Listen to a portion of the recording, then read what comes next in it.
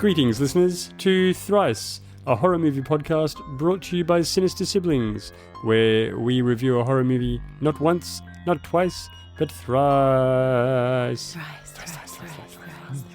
To see what comes from repeat viewings and share our thoughts with you, our dear listeners. My name's Adam. To my left is Mark. What's your favourite scary movie? And to my right is Tracy. It's Jaws.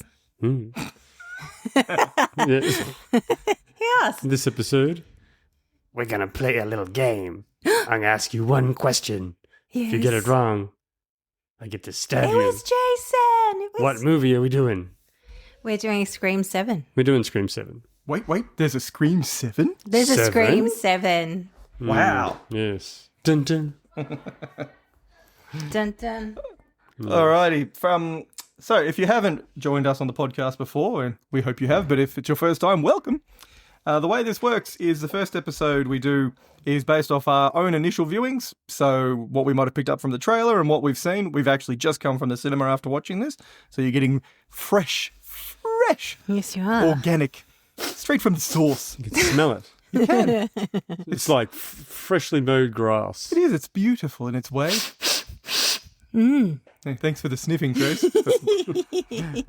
So yes, that's our first viewing. The second time round will be after we've obviously had this discussion. So we've got a bit of an internal discussion group going on that informs, might give us some different ideas or perspectives. And then third time round, we watch it with some external influence. So whether that's input from people who are involved with the making of the film, whether that's reviews that we've read, or input from yourselves out in listener land. Very important to let you know that there will be many, many spoilers. This is one of those mystery whodunit type of films, so please, if you haven't seen the film yet, go down to the cinemas and check it out. We wouldn't want to ruin anything for you, so go do that. We'll wait. Yeah. And not only that, it sort of spoils, previous entries in the franchise as well, in a way. Yes. Just by virtue of Yeah, knowing it who's does. around and who's not. And Yeah, so hopefully you are familiar with the Scream 1 to 6 as well. So Scream 7 is a 2026 American slasher film that is a sequel to Scream 6, which came out in 2023, and of course the seventh installment in the Scream film series. So in the film, when a new ghost-faced killer emerges in the quiet town where Sidney Prescott has built a new life, her darkest fears are realised. Yes. What are those darkest fears, do you think?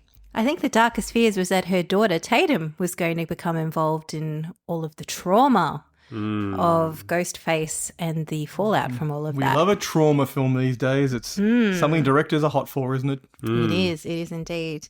So this is 30 years on from the first Scream, which was in 1996. I was there, man. I was there too. I too was there. I was there preview weekend. Yeah, I loved that film so much. I really did.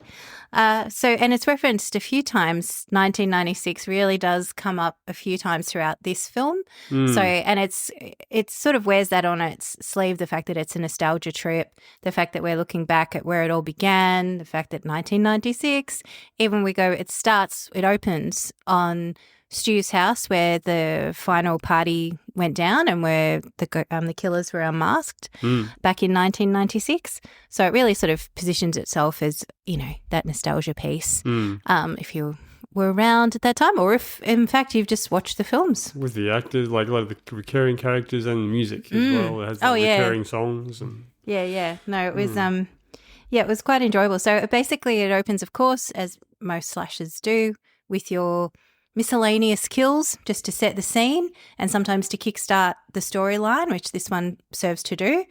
And the film actually gets underway into the action really quickly. It doesn't spend too much time sort of an exposition, sort of like half an hour on learning who everyone is. You get the first kills.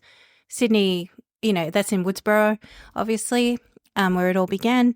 Sidney lives in a new place called Pine Grove.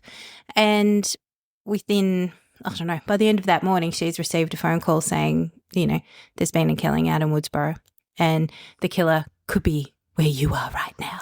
Pine Grove, they should have called it Idyllic Townsville. What a delightful main street. I know, and full of she quaint owned bookshops and florists. and she owned a coffee shop. Yeah. Yes. How lovely. It's like a Hallmark. It was like It was a Hallmark horror in movie. Hallmark. Yeah, Yeah, it was yeah. that's right. It was like a Hallmark Christmas movie, Yeah, it but was horror. idyllic. Those lovely leaves. Yeah. Yeah. Crunchy end of Yeah, leaves. that's Beautiful it. big Children in home. the park. Everything clean, no graffiti. No, well, her husband was, the mighty John McHale. He was the police chief. Yeah, he was police No, chief. no fuss under him. No. No. Beautiful children, beautiful life she's created for herself. Until Yeah. Ghostface comes to. Now, I have to say, I did like the twist there. So, yet again, we said spoilers are plenty, so be warned from here on. But I liked how in previous films, I think it was Scream 3, where they had the voice changer that did different voices. So that confused people. I like how we've taken this next step now using AI Yes. Yeah. to pretend to be someone who it shouldn't or couldn't be. Yeah. So, Go for it. oh, so yeah, I will say, like, when we first see Stu, and I'm like, oh, it's Stu's back. And Which is the kind of the premise. Yeah, and I thought to myself, that's AI. I've got this movie flipped. I've got this movie worked out. At the end, that's going to be a deep fake. And then 5 minutes later, they called out that possibility, in plain sight. And I was like, oh, okay, they've called my bluff. It's smarter than I thought, Yeah, especially where they were like, Stuart can't be back. They're like, that would be a stupid retcon. That wouldn't work. Yeah, So they were telling you, they were like, he can't be back. yeah, Yeah. Yeah. And even when you think about it, when they went to the asylum and the guy was like, oh, yeah, Joe, yeah, that's his room. You want to see it? And it was clearly a vacant room. Yeah. And when you look at it now, knowing that it wasn't Stu, then you're like, of course it's a vacant room. It's never been his room. He was never Yeah. there. Yeah. Exactly. So I was like, you got me, Kevin Williamson. Well played. Because for a Yeah. moment I was like, is this possible? well, I thought that too. I was just I like, wanted to believe. yeah, I wanted to believe. I was like, because I always kind of liked Stu. Matthew Lillard, he's done so well like in the FNAF films and things recently. Like you go, he's a cool baddie. Yeah, And yeah. I was like, maybe let's bring him back. Yeah. Well, it would have been, oddly, the most successful kind of twist that they could have done. Like, oh, it actually was him. Like, all along, that would have been crazy. Yeah. So we will get to the actual Yes. motive after a little bit. We'll Yeah. put a pin in that one for this moment. So I have to say, I was really pleased to see the return of Nev Campbell. Yes. I've always had a soft spot for Nev since Party of Yeah. Five and The Craft, way back whoop. Yes, yes. And she's just quality. She really is. Like it's just effortless. Like she is Sidney, she is Yep. Scream. They did make I understand, I think there was some backstage stuff going on as to why she wasn't in the previous installment. But it's clearly her film series. Yes, absolutely. And sadly, I have to say, I didn't really dig the mother-daughter thing. I feel like the daughter just couldn't match the energy. I get where they were trying to sort of go with it all, but I didn't really buy Nev Campbell as the protective mother. Oh, I don't know. She's been protective about everybody throughout the films, and she's always ended up getting them killed. But she's always But been. did you feel it? Did you feel that, did that work for you, that relationship? I thought, yeah, I really like Nev Campbell in these films, and I really love Sidney Prescott. I think she's Sidney Evans, thank you. Sydney Evans. I just think she's so kick-ass, and I love that I think with these films, because I also noted in the cinema there were groups of girls coming to see this film. And young teens and everything, like coming to see groups of girls. And I thought it's because it's kind of like almost like a woman's horror film. Like it's really about how women are really strong. You've got Gail, you've got Sydney, and now you've got the daughter Tatum, who just bring it on. They'll fucking, they'll sort the shit out. And I've forgotten the twins, or the brother and sister. Yeah, Mindy and... Yeah, like she was a fairly strong character. Yeah, as well. exactly. And I love how it's really strong women who are just like, no, I'll take you now. Shoot them in the head. Shoot them in the head. Well, I love that. I did like it, though. It was a good scene where the daughter was like, she was locked in the back of the coffee shop, Yeah. and Ghostface is coming to get her, and Mum's on the phone with her, and she's like, "I'm not like you, Mum. I'm scared." Blah, blah, blah. That was kind of Yeah. So there were elements. I mean, the actress who played her daughter Tatum, we've seen her before in a series 1823, like a prequel to Yellowstone. Yeah, 1823. And it's an ongoing joke. For we have us an ongoing because joke. that is a good show. It's a but very it's good it's show. about Western. It's about the Great Western Migration, like Yeah, to the Oregon California. Trail. Yeah, the Oregon Trail kind of stuff. So you've got all these like German Yeah, immigrants yeah. dying all around her, left, right, and centre Yep. of dysentery and getting snake bites and broken legs Yeah. and drowning as they're trying to cross rivers and all Yeah, this and stuff. shot, by Yeah. arrows and all kinds of stuff. And then you've got this Scalped. second story going on where she's having like this sort of sexual Awakening. this kind of coming of age story of this young woman. And she kind of narrates each and episode. she rates the whole, and it's become this It's ongoing become this joke. It's like, I wander the plains, looking for a man to take my virginity. to make me feel whole, I lay down in the long grass. I felt his hands upon me. And so it's become a joke. So when I saw her in the movie, I was like, oh. You're like, she's found a man. Just found a man. Now, let's talk about the plethora, the cornucopia of characters they just shoehorned into this movie. I reckon there's 30% too many people in this film. And one of them would be her creepy boyfriend. But he was creepy. I thought he was good, though, because he was creepy. Because I was thinking, okay, this dude definitely could be. What about the other creepy guy, the neighbour? Yeah, he was creepy too, but he was, again, too overtly creepy. And it was weird. I actually pegged his mum quite early on as a potential. Yeah, I feel like I've seen her in something. Well, like she's in Pitch Perfect. Well, I haven't seen that. No, Oh, you don't would have. pretend you haven't. You would have seen her like in publicity and stuff for it. She was everywhere about it. But I don't even understand really how I knew, but I kind of, and I didn't know, but I kind of was like, there's something wrong with the mum here. There's something like not so much the kid. He's just, obsessed, and he was too obvious.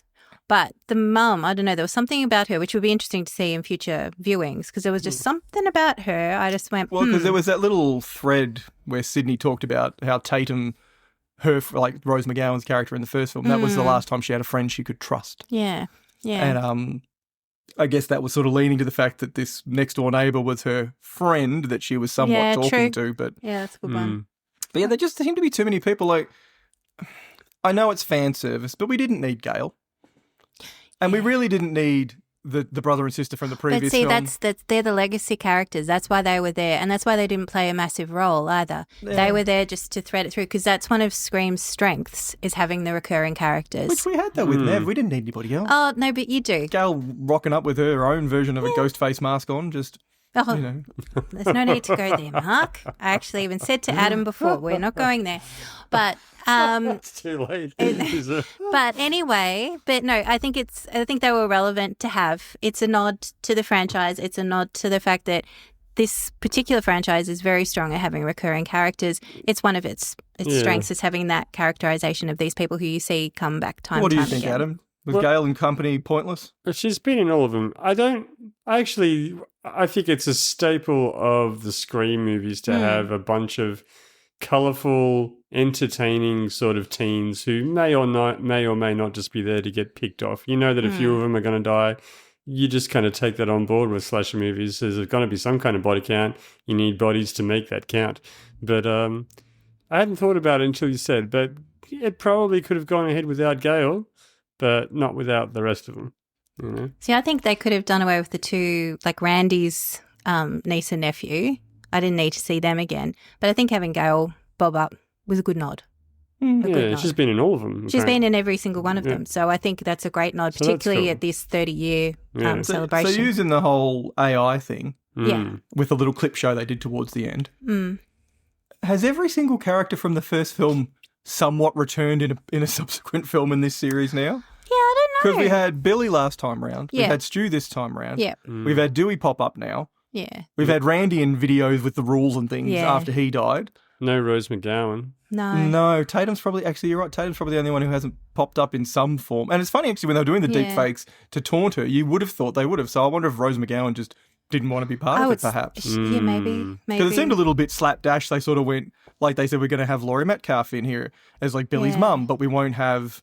Was it Mickey, the guy who played Mickey? Like he wasn't in there, but then we were like, we have Roman, but then we sort of didn't have like Emma Roberts and things. So maybe it was just who was available to take a call. Potentially, yeah. But I think it's interesting though the use of technology because thinking about it, like even when you go back to 1996 when the first one came out, you know, they were using cordless phones and things, which were quite sort of relatively newish at that time.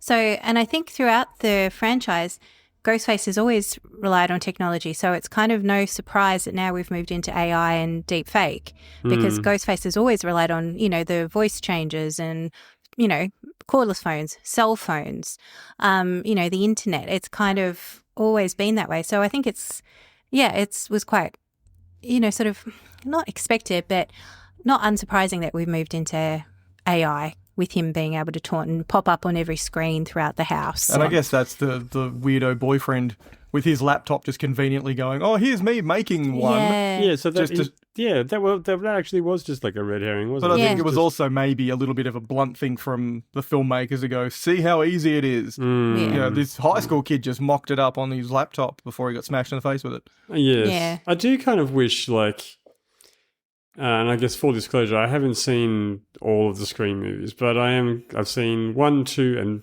5, and 7. And So you haven't seen them all yet. Yeah. But I'm across all of them.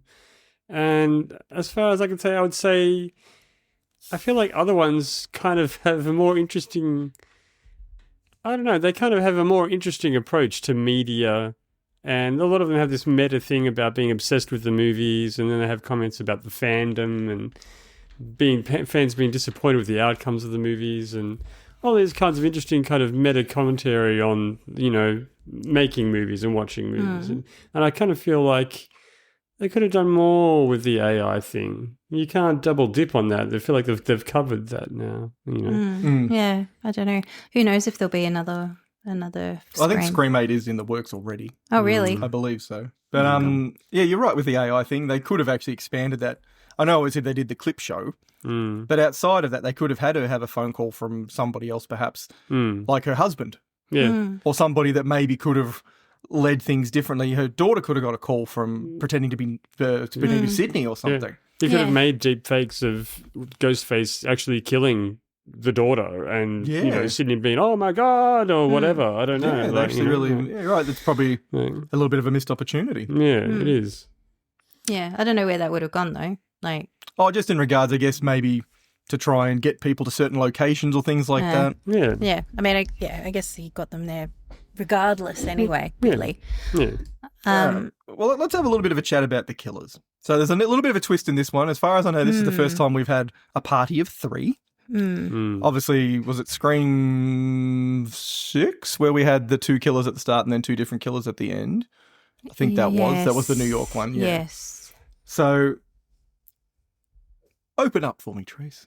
Tell me what you think about the loony neighbor and the orderly and the certified wacko as a triumvirate. I think that was the weakest part of the film. That was probably, I thoroughly enjoyed this film. Oh my goodness, we had Nick Cave's red right hand, we had the curfew, the town lockdown. There were so many nostalgic moments, and I was just I'm loving this. Just quickly, when they put the curfew in place was after they'd run over the guy and I'm like, why is there a curfew? As far as you know, you've actually killed the bloke. But I guess the chief of police kind of realised that maybe there wasn't. Yeah, fair point. Anyway. But yeah, so I was really, I really enjoyed the film. I continue to enjoy the film.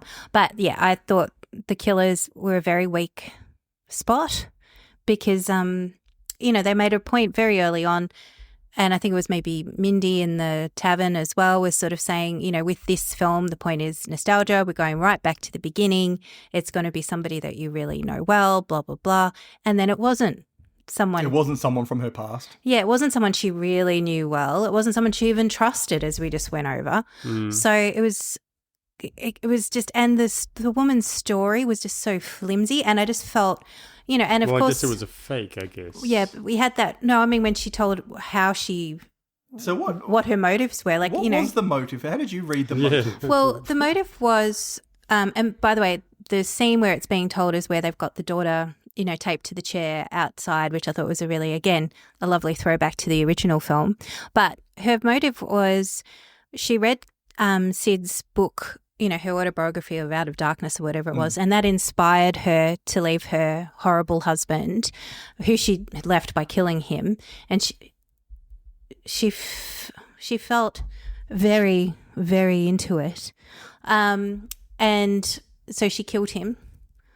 Yeah, she was somewhat inspired by Sidney's book of survival and overcoming to kill her husband and get out of and overcome her husband and the terrible life she had. So that was her inspiration.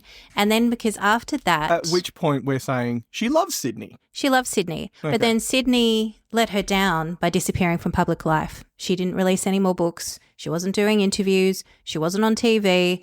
And she missed her and she thought that she'd abandoned her because obviously she's a little bit, not with it. So she felt she'd abandoned her. And so I think part of that was then she ended up having a kind of breakdown because she just felt all alone. She'd lost her hero. She'd lost her hero and, fell into the depths of despair or whatever and ended up in this convenient institution that she did still choose to be close to Sidney. And there apparently she got... So she knew where Sidney was. Yeah. And then... so she hadn't dropped that much out of the limelight. She knew where Sidney was. She did, but she didn't know her. And she was, having some kind of breakdown at the time. So she ended up in there and obviously confiding. And befriended the orderly and crazy Carl. Yes. And convinced them both enough to become completely homicidal with her. Yeah, well, Carl didn't need any convincing. He'd already killed 3 people. And was it mentioned in the film how long they'd been neighbours? No. So somehow she conveniently bought the house next to Sidney. Yeah, we had the money to do so because this is a pretty beautiful street. Yeah, very nice neighbourhood. And I don't know what happened to her son when she was in the institution. But anyway, and he had no knowledge of this. But anyway, it just, even the way it was, all of that was kind of delivered, that little monologue, much like my monologue now. It was kind of just blurted out. It was just like, oh, and I need to tell you this. And then there was this bit and then this thing happened and that's why. And I just thought it was just very... But I'm still lost though. So she gets checked into a mental hospital because she's like, I've lost my way. I've lost my hero. Yeah. And at some point, you know what would be good? I'll be Ghostface. And then she wanted to make Sydney's daughter the new Sidney she could have someone new to follow. Was this the idea? I think what she was doing was going for a clean slate. Because she sort of suggested, I want you to watch your mum die just like Sidney watched Maureen Prescott die. Yeah. Which I didn't think she watched Maureen Prescott die. But anyway. No.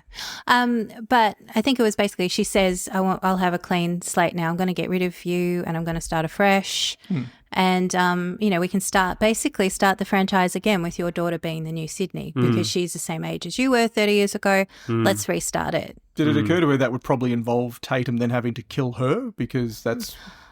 Tatum would need to win to actually be the new Sidney? Well, she's obviously not thinking clearly. But what about Orderly Bob, or whatever his name was? Like, it was just... Was there a suggestion of some sort of sexual relationship I think so. I think we can read between the lines here. Where have I seen Orderly Bob before? He's very familiar to his me. name's Ethan Embry. He is a pretty famous actor from the 90s, I think. I know his name. There's something I've... Well, I saw his name on the credits and I was like, as soon as I saw him, I'm like, I know you from somewhere. Not as a killer, not as a psycho. No. He's been in a few things.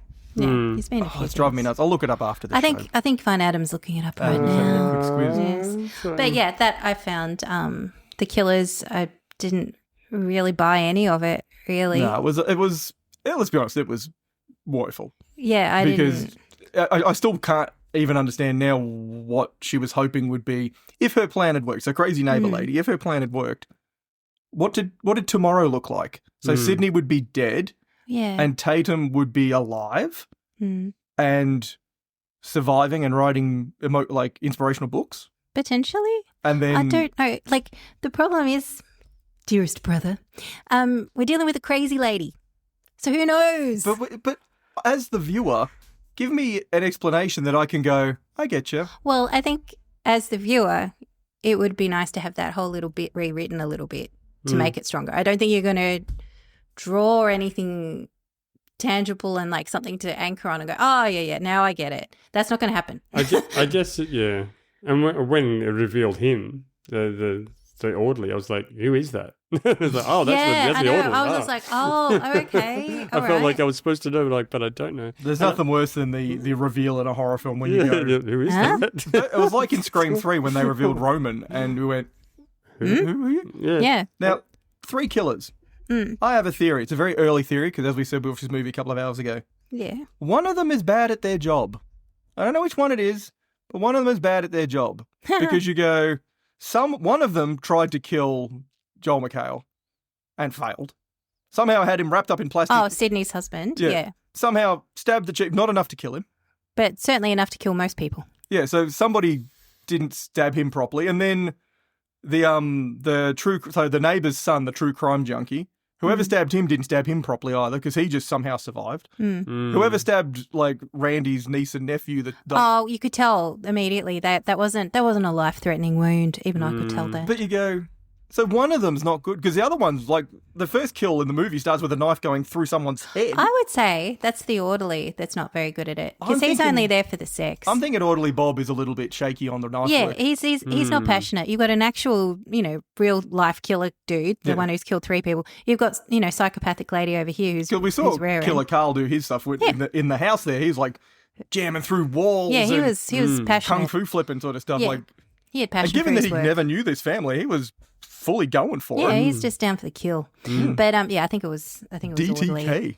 Down to kill. And I feel crazy neighbour lady probably was wild enough that some frenzy going on there. But Absolutely. Yeah, I think orderly Bob. Orderly Bob just lacked the passion. He did. He lacked his passion for the work. Because I think she's like, I'll do nice things for you if you kill the chief. And he's like, probably closed his eyes behind the mask. Exactly. Stab, That'll do. I totally stabbed him. That'll do. Yeah, so there's definitely one killer there who's not a good killer. But what was the best kill that you found? McKenna Grace on the stage. That was very visually interesting. It was almost Italian-esque. Like it recalled some Italian horror type things. I felt like that was I could see that that's what it wanted to be, but I felt like it was a pretty embarrassing impersonation of that kind of thing. Fair enough. I think the best kill was the beer tap. I thought that too. It was just funny, I was like, okay. That actually reminded me when you talk about the nostalgia side of things, because that's very, very similar to a death in the original My Bloody Valentine, where you may or may not recall the miner puts the girl on the shower head. And the meat hook in Texas Chainsaw Massacre. Yeah, why was Texas Chainsaw Massacre playing at the cinema in town? It was a retro theatre. Yeah, but it seems they made a real point of going, look what's on the marquee, it's Texas Chainsaw Massacre. That did make you think, is this 1976? I wonder what was playing at the cinema in the original Scream. Because I have a feeling that there would have been a shot like that during curfew. Maybe. But they even use like dialogue when he creeps in when the boyfriend creeps in a window at the star. And he's like, he did that deliberately because he said he'd been watching Stab on TV. Yeah, exactly. There were a few nods like that throughout One of the film. nods I liked, I don't know if you would have picked it up because you're switched on guys. When Tatum's running down the street and she's like, somebody help me, please. I'm like, that's totally Laurie Strode from Halloween. Yeah. I was like, I'll be interested to listen to it whether it actually is word for word because it sounded very close. I thought that was a cute little nod. It didn't need to be in there, but it was one of those if you know things. If you're old like we are. Yeah. Or just a study of the classics, perhaps. Yeah. So, I guess, guys, what are we going to rate this one out of? What are you looking for in our next viewing? We've come to that. Gosh. We've come to that. Yeah, I guess we should rate it in ghost faces. I guess. Well, I don't know. I feel like you can be more imaginative. Dig into your bag of tricks there. No, it's just my bag of tricks. We could all come up with something. How about bloody tap heads? Bloody tap heads. No? Can't draw one of them? It's very detailed for like a little small picture. Well, something we all Oh, do. he's thinking about the graphics. Yeah. It is very... Oh, you got to give him something you can draw. Yeah. You know. Well, it's got to be, something that we're going to do. You're going to Abandoned give it, street. if you're going to give it 10 bloody tap heads, how are we going to fit that on? Spoiler alert. I'm not going to give it 10. What? I don't know. Yeah, you can do bloody tap heads if you want. No, do you have a suggestion? Is there something you're thinking, Trace? I don't know. Something... How about embarrassing set pieces, apparently? Oh, I like the way you watched that scene with What does McKenna that Grace look and like? went, I'm embarrassed by this. yeah, I'm embarrassed on your behalf. for everyone involved. No, I just thought it was like, Maybe the fluffy dog head. So who do you reckon did that one? Who do you reckon slashed the ballerina lady? Do you reckon that was Crazy Neighbour? the woman. Yeah, it could have been Crazy Neighbour. I feel like that's a Crazy Neighbour move. She would have to gut her on stage like that. Yeah. I think so. I thought it was annoying because it was like Ghostface seemed to be having trouble stabbing her, and it's like, well, you have control of the harness. You can just drop her on the ground. I thought he was just playing with it. But it didn't seem like he was playing with her. So you think it could have been Orderly Bob going like, I can't reach her. It's like a pinata. Maybe it was Orderly Bob. Well, Maybe it was there were Orderly Bob. two Ghostfaces in the theatre, weren't there? Doing the best. Don't know. Doing his best work. Yeah. Maybe it He was. was like, and then you come out and a public forum and you shame him. Yeah, true. Yeah. Sorry, Bob. He must have an actual name, I'm guessing. I don't think he actually Orderly Bob. I don't think he gets referred to as anything in the film. The character. Yeah, maybe not. No, I don't think he does. The man with no name. Man with no name. Oh, Maybe he's more mysterious. All right, maybe we just keep it to Ghost. Marco. Bolo. And her husband was called Mark, wasn't he? The copper, yeah. Are you sure? Hold up. This is a great visual for him. Is that him? Yes. Well, that's Marco. What was he in? Just click on him.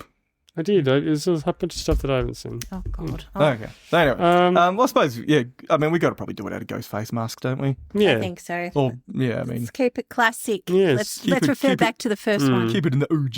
Yeah. I will. No, you go. You start. What am I going to rate this one out of? Look, on the drive back home before we started doing the podcast, I was reminiscing through my screen times. As we said at the top, we've all been there from day one. We're old, so we saw the original at the cinema. Like I said, I was there preview weekend, and I've enjoyed Scream in its many different formats over many, many years.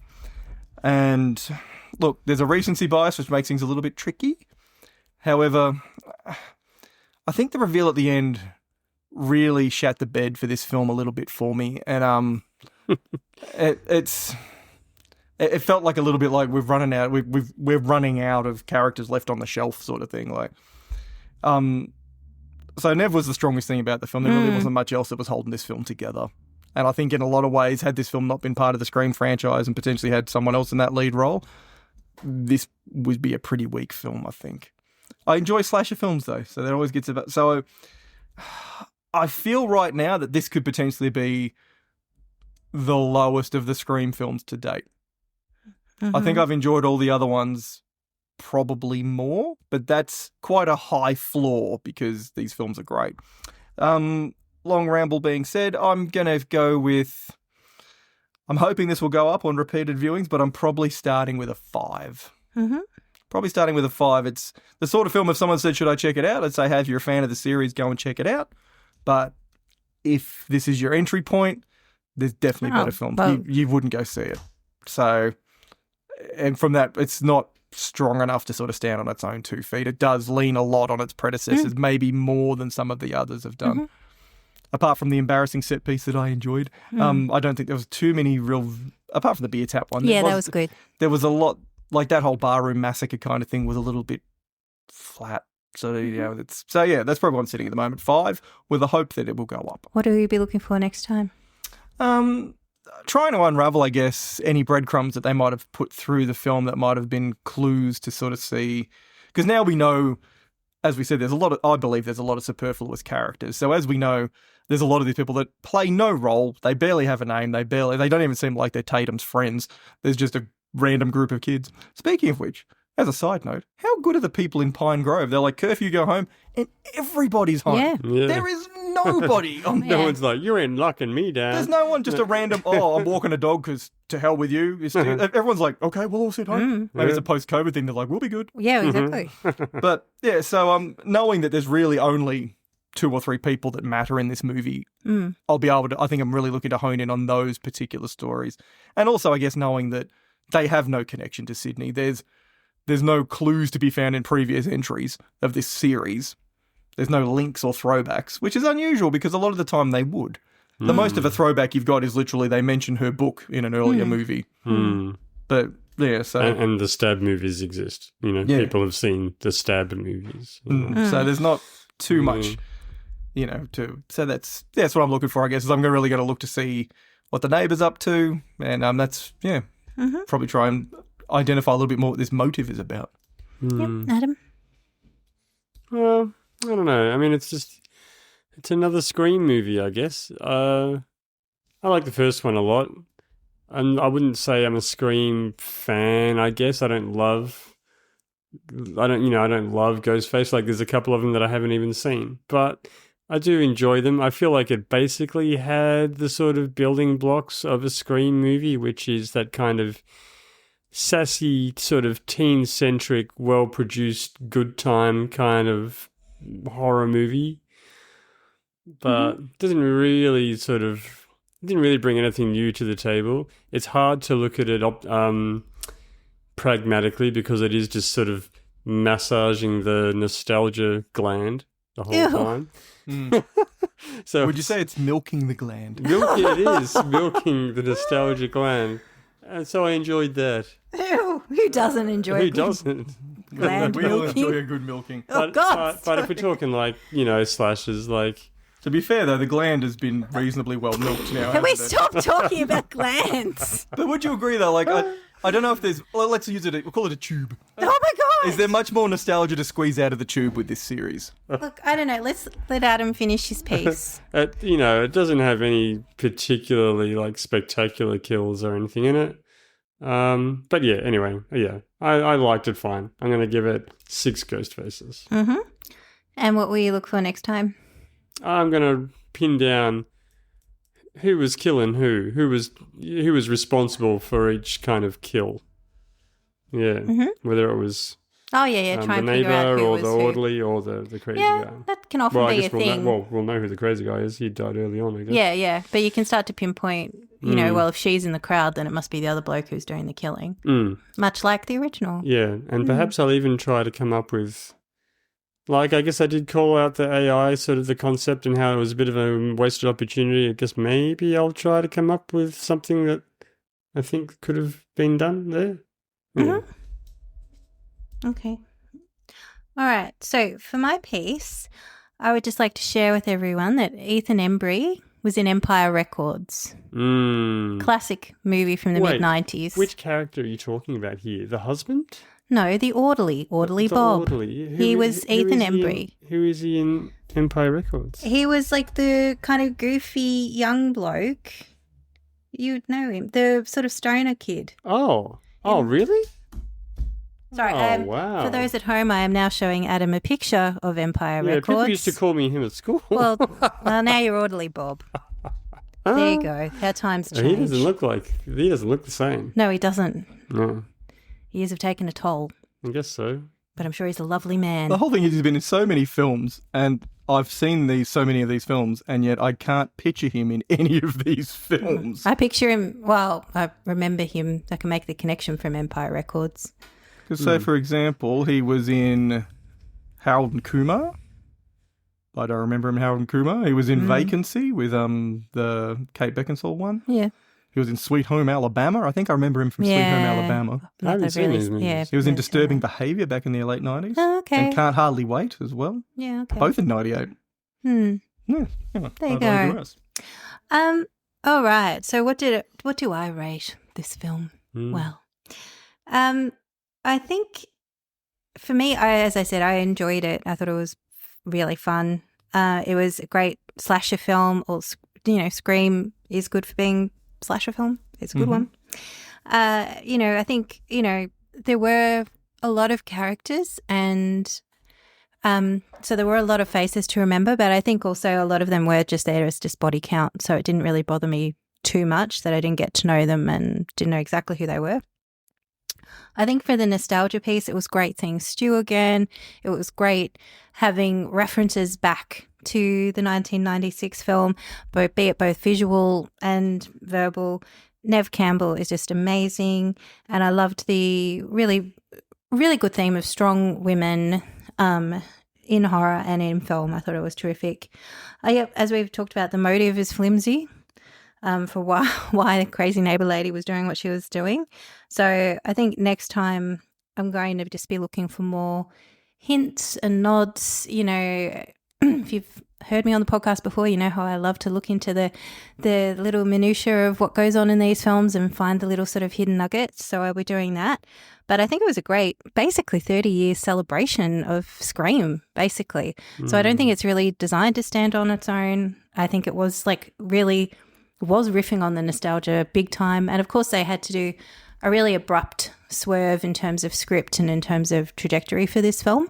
So, and I think that probably shows in the motive that they've developed. So with that point, I think we should probably make it clear here that we are aware there were quite a lot of development things in regards to off-camera. Yeah. That's not really the format or No. content we want to have here on the podcast. No. There's plenty online if you want to have a look about what happened between Scream 6 and Scream 7 if you want to check it out. So we're just going to address the film Absolutely. as it is, as presented. And if you want to look into the background on that side of things, we're not going to give our opinions on that. So with all of that said, I think, I would give this one a 6. So really enjoyed it. And I'll also be looking just for more, looking under the layers of the onion as we look at the next time. Well, I'm intrigued to see whether there's some Easter eggs too in some of the names, because obviously Orderly Bob, as we know, according to the world, is actually called, his character is Marco Davis. Marco. Now, Marco is the great Marco, I always get his surname wrong, Marco Beltrami, the composer, who's done the score since day one. So I wouldn't be surprised if Marco is named after that Marco. Potentially. I'm not sure where the Davis might come from, although I'm trying to think. There's someone whose surname's Davis. It's escaping me at the moment. So might have a little bit of a look at some of those things, because I think there's probably a few more little nods that are in there. I think so, definitely. I think there's lots more for us to find because, as always, when you're on the first few, you're just taking everything in. You're following along, trying to keep up with the story, what's going on. So there's heaps. Well, hopefully. Well, like you said, not always, well, but like hopefully. The Texas Chainsaw thing's curious because they don't even actually go into the cinema. No. Because I thought maybe there'll be something that they'll riff against. Yeah, with and it on the Tatum screen hovers or in the thing. door of it again later on.